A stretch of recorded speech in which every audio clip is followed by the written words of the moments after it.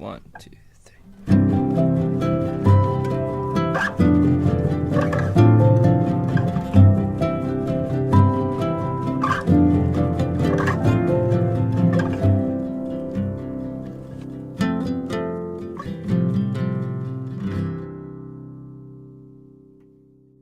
Hey folks, welcome to the Raiders in Review podcast. Today's a short one, so let's get right into it. Alright, so today's the last day to compete in the LHS's Fantastic Beasts Library Challenge. You have until 6th period to test your abilities and see if you know the difference between a Snidget and a fire crab. If you guys are interested in going to the Jingle Bell Ball, here's some information about it. This year's dance, A Cinderella Story, is brought to you by the Spanish Club. The dance will be at the Performing Arts Center on Saturday, December 8th from 8 p.m. to 11 p.m. No one is allowed to enter past 9 p.m. Also, if you leave the dance, you're not allowed to re-enter. Tickets will be $25 for a couple and $15 for singles. Tickets will be sold during all lunches and no tickets will be sold at the door.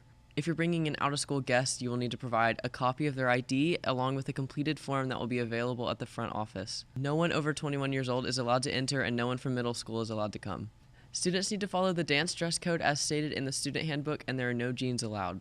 Here's some information about the ASL show. General admission is $3 and children under 5 and faculty get in free.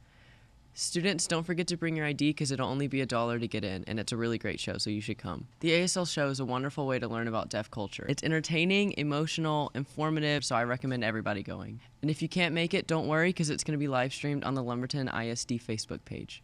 Do you want to be the next Ian Baker-Finch? If so, there's a mandatory golf meeting on Tuesday, December 4th in room A103 at 8 a.m. This meeting is for anyone who's interested in trying out for the golf team. This meeting is for boys and girls.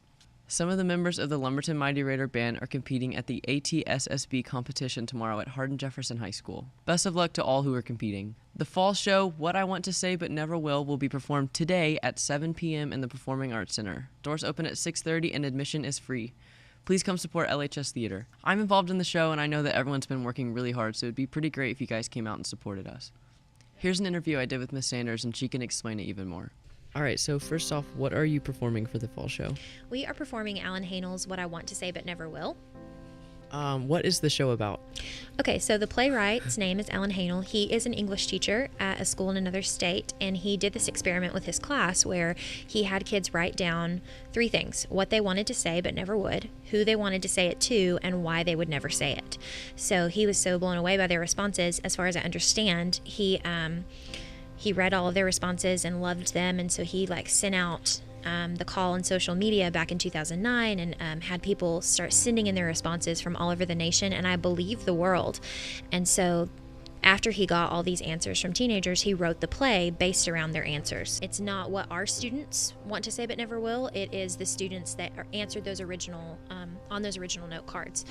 Why did you choose this show for the fall production? For several reasons. First of all, I think that in my mind, the fall production is a time for anybody who wants to be up on stage and wants a part in participating in the show. In spring, we do the 1 act, and you have a very limited cast at that time. You can only have 15 people. So for me, it's really important for any student who's taking theater that wants to be a part of the show to have an opportunity to do that. So my very first thing I looked for was a large cast play so that any student could audition and try to get a role in the fall show. So this particular play has 70 parts. We did have to double cast a few, and so we ended up with 53 students involved. And this one was just very poignant to me.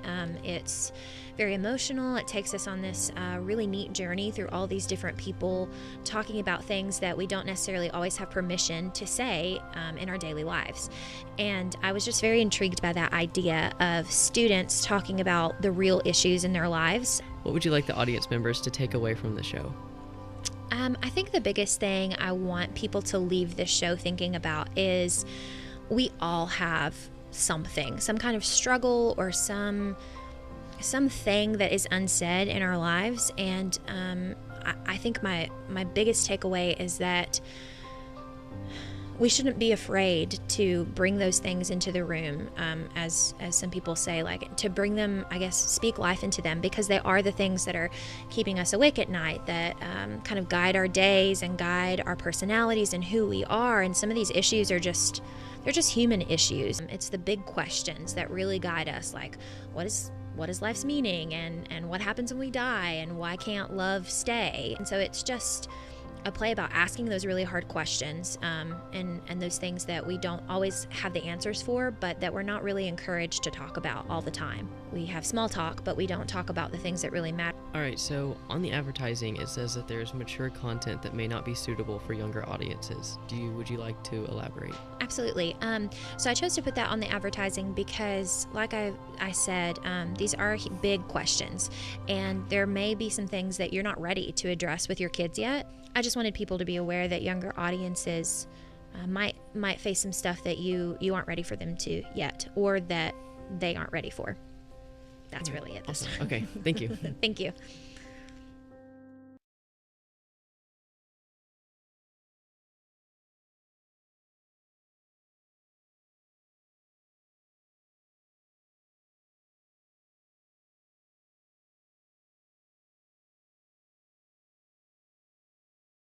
Thank you, Miss Sanders, for all your hard work. It really means a lot.